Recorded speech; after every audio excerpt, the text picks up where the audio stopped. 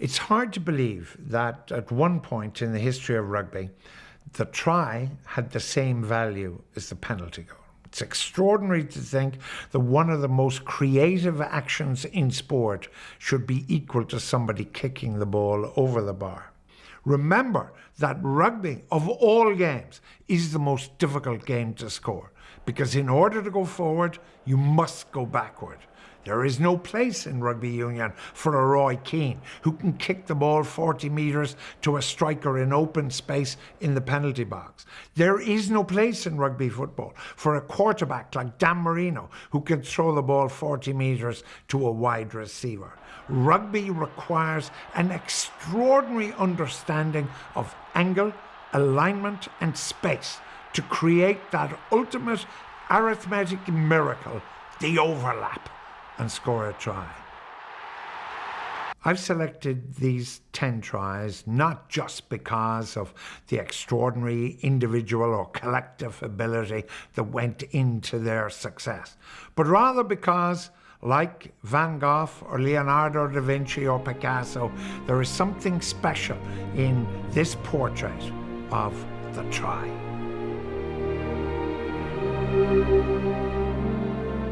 Even the 40-year-old's camera work and the black and white images cannot disguise the great quality of this try. Mike Gibson's wonderful break just gave us a taste of what a greater half he might have been had he not become an even greater centre. The late, great and underrated Jerry Walsh then linked with Pat Casey to score one of the great tries of that or any other era. It also demonstrated the great involvement of student rugby at that time. The law student from Queen's passing to the medical student from UCC, who then transferred to the commerce student from UCD to score a try created by Ulster, Munster and Leinster.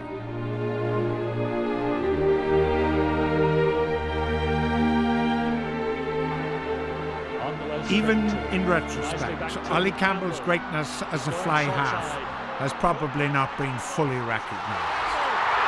Finn has scored! Moss Finn has scored! What a magnificent break by Ollie Campbell. And Moss Finn... From a static position behind the scrum, he made a searing blindside break, which included two wonderful dummies before sending Finn over at the corner by delaying the pass. That beautiful dummy, perfect pass, and Moss Finn took his chance beautifully.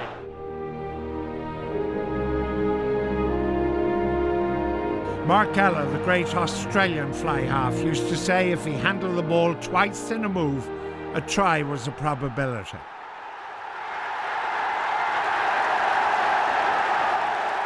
In the Triple Crown year of 1985, Paul Dean's loop, great hands, needed only passing in midfield to set England away, free to score.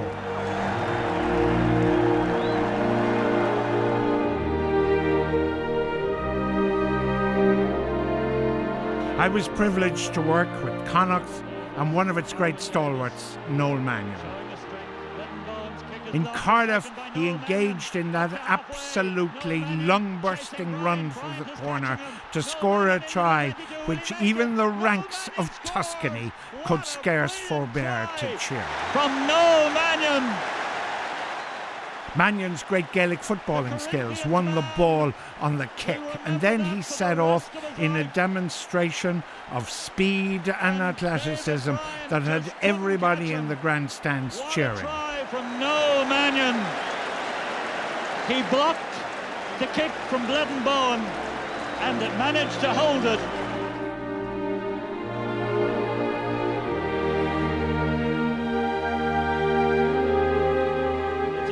My first interprovincial in charge for Connacht was against Munster in Thomond Park.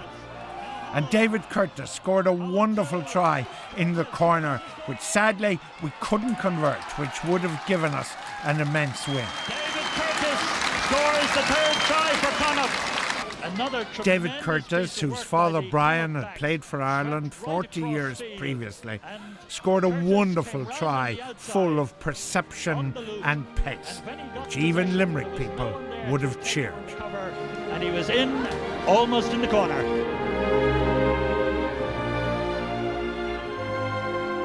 By now, Connacht and London Irish had players in the Irish backline. Staples and Curtis against Wales won their first caps to join Simon Gagan, who got his 2 weeks earlier.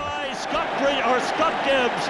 Beautiful work by Ireland, and Jim Staples celebrates with a super try. And what a great try it was. Brian Smith at out half. A wonderful dummy run by David Curtis and a beautiful pass by Brendan Mullen.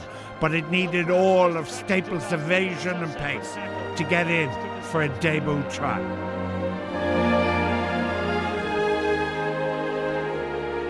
By 1994, Jim Staples and David Curtis had gone. But the Connacht and London Irish influence remained through Eddie O'Sullivan's move, which the team still called O'Sullivan.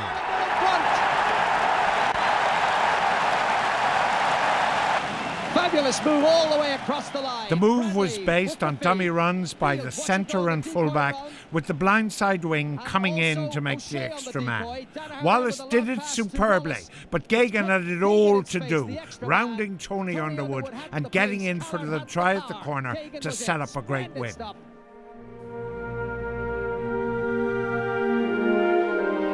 Three years earlier in the World Cup, Ireland were the Connacht coach, Kieran Fitzgerald, Eddie O'Sullivan on the management team, and Jim Staples, David Curtis and Simon Gagan in the backs, seemed certain, ably abetted by Gordon Hamilton, to deliver a wonderful victory in the quarter-final for Ireland. The most phenomenal scenes at Lansdowne Road. What an outstanding performance by Ireland it's been throughout. Staples' seemingly innocuous kick needed all of Jack Clarke's talents to keep the move alive. He won the physical contest with Campese, picked up on the run, and then delivered to Gordon Hamilton, who set off on the heroic run that seemed certain to deliver a semi-final place to Ireland. Sadly, it was not to be.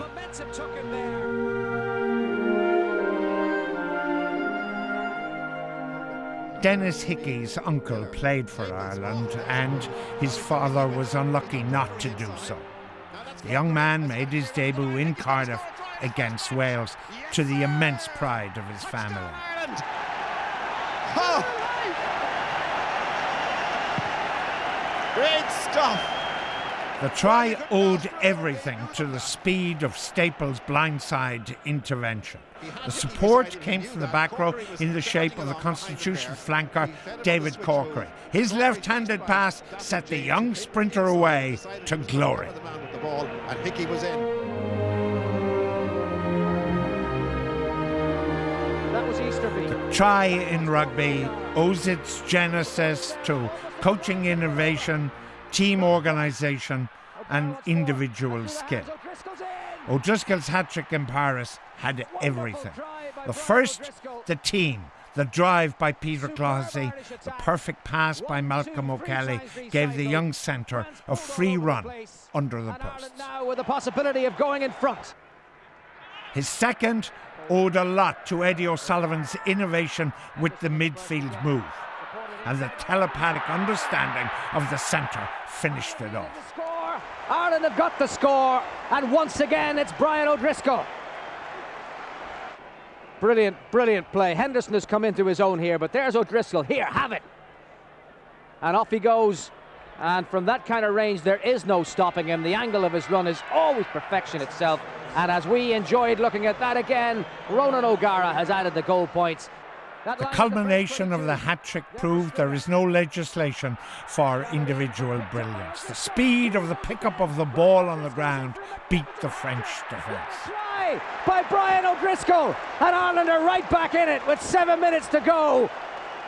Brilliant play by the Blackrock. The players centre. may be different, but the thrill and excitement of the try remains unchanged. 3 points of France.